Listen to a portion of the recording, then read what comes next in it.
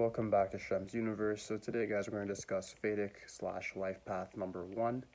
So this Fadic number is considered to be one of the best, most auspicious life path numbers to have. It does lead you to a very prestigious life.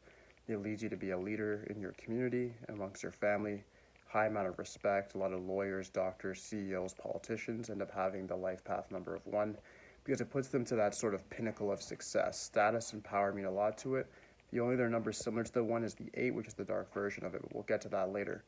So, like I was saying in the prior video, guys, in Chaldean numerology, when you have a certain life path, it's not as cut and dry as with Pythagorean, where it's just, oh, I'm a life path 1 and that's it. There's a compound number that's going to come before that. That means a lot as well about your external environment, how people perceive you, and the way in which that your life path is translated to your spirit as an individual. Okay?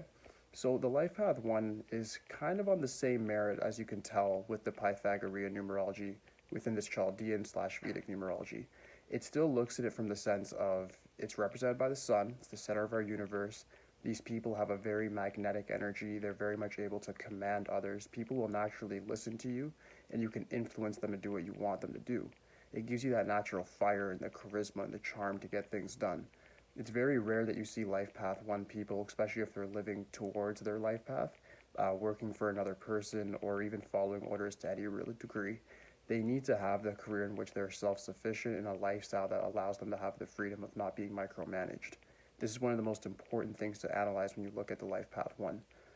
So there's different versions of it. I want to cover a few things that maybe differ a little bit than what you guys are used to.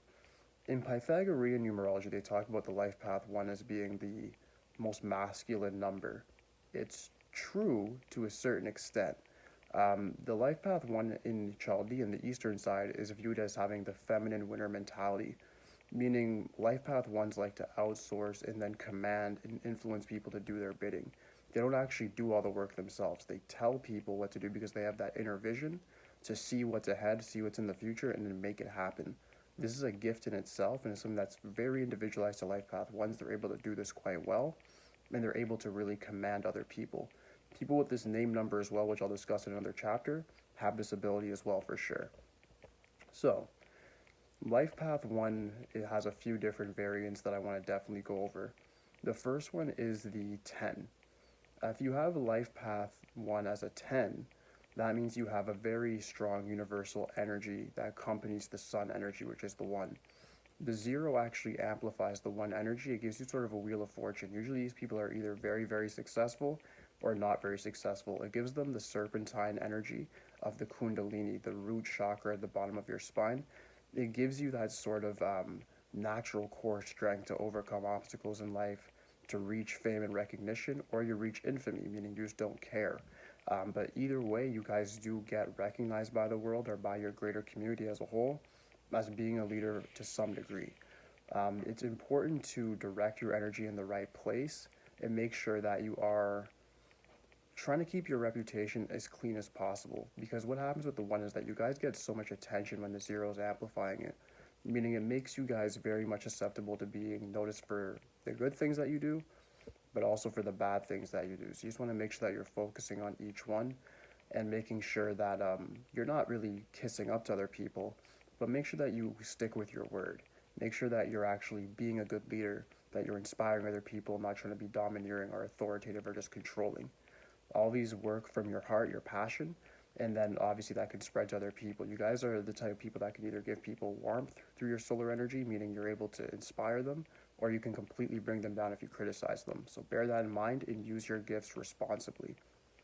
The next one is the 19. 19 is considered as a birth number, the optimum number 1. For a life path, it is very good as well. It's considered the prince or princess of heaven. If you have this life path in Chaldean numerology, it means that this reincarnation will be your last reincarnation.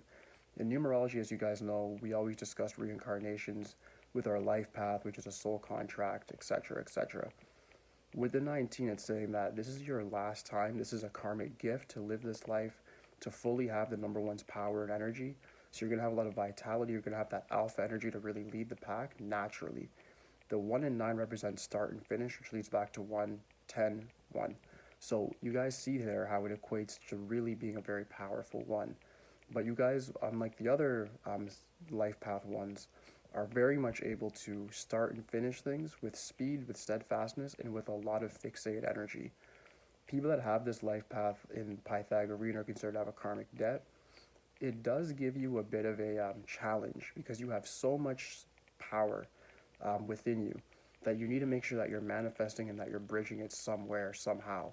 You can't just sit around idly and just say, well, I'm a life path 19, it's just going to work out. What it means is that if you're the prince or princess of heaven in this case, is that whatever you think, say, or do is going to have amplified results. It's a highly karmic number. So when you're actually doing actions, it's going to be more highly propelled than other people. When you're saying things, it's really going to speak to the universe. The universe is going to bend to your will. When you're thinking, it's going to be the same thing. You're bending your reality. So be very, very careful with this energy. It can lead you to a very high degree of great results, or it can lead you straight to homelessness. It's your choice with how you want to really construct your energy and where you want to direct it. Next one is the life path 28/1. This one is not the most popular. With the 8 being within it, the 8 and the 1 in Chaldean numerology are definitely enemies. It's dark versus light.